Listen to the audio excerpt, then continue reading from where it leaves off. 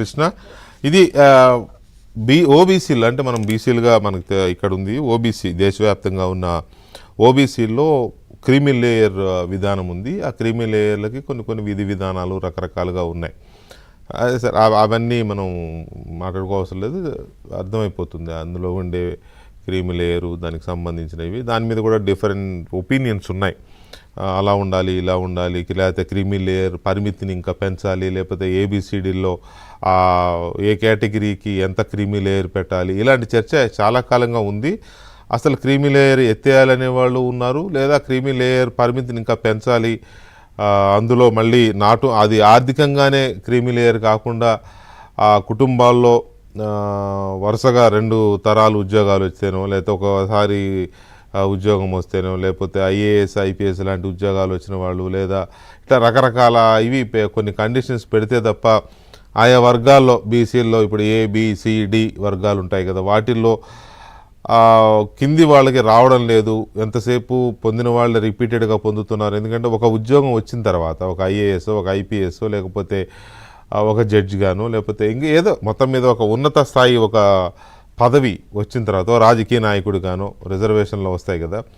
So ఈ పదవులు వచ్చిన తర్వాత చాలామంది వాళ్ళకున్న పరపతిని ఉపయోగించుకుని, వాళ్ళకున్న పరిచయాలను ఉపయోగించుకుని వాళ్ళ పిల్లలకి, లేదా వాళ్ళ కుటుంబంలో దగ్గర బంధువుల వరకు మాత్రమే ఆ ఫలాలు అందుతున్నాయి, రిజర్వేషన్ల ఫలాలు. అంతకు మించి ఆ వర్గాల్లో ఉన్న ఎవరికి వేరే వాళ్ళకి అందడం లేదు.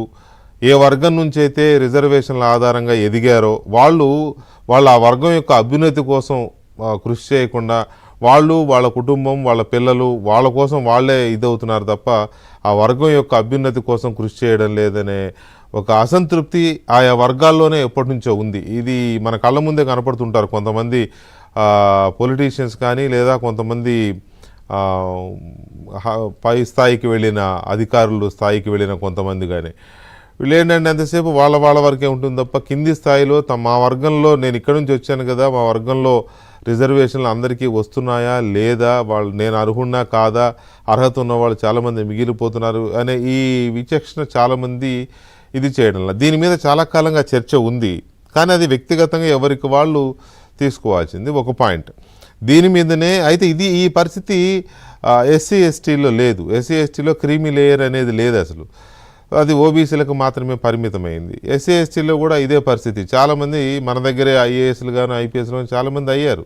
సరే, వాళ్ళకి అవకాశం వచ్చింది, కష్టపడ్డారు, చదువుకున్నారు, అయ్యారు, అందుకు వారిని అభినందించాల్సిందే. కానీ వాళ్ళ ఇళ్లలో వాళ్ళే మళ్ళీ రిపీటెడ్గా అవుతున్నారు తప్ప వాళ్ళు అసలు ఏ వర్గాల నుంచి వచ్చారు, ఆ వర్గాలలో అందరికీ రిజర్వేషన్ల ఫలాలు అందుతున్నాయా, ఎంతమందిని మనం ఐఏఎస్ స్థాయికి తీసుకెళ్ళగలుగుతున్నాం, ఎంతమందిని ఐపీఎస్ స్థాయికి తీసుకెళ్ళగలుగుతున్నాం, లేదా ఇంకా ఉన్నత స్థాయికి తీసుకురాగలుగుతున్నాం.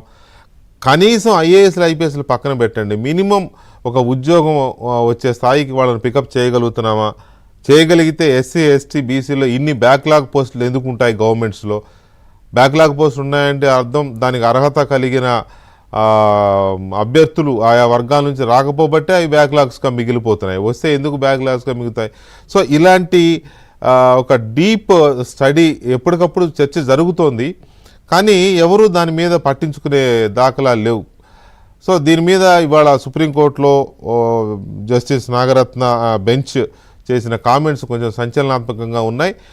దేశంలో ఈ రిజర్వేషన్లకు సంబంధించి కానీ, క్రీమీ లేయర్కి సంబంధించి కానీ, అనుభవించిన వాళ్ళే అనుభవించడం మీద కానీ ఒక కొత్త చర్చకి తెరలేపే విధంగా ఉందా అనేది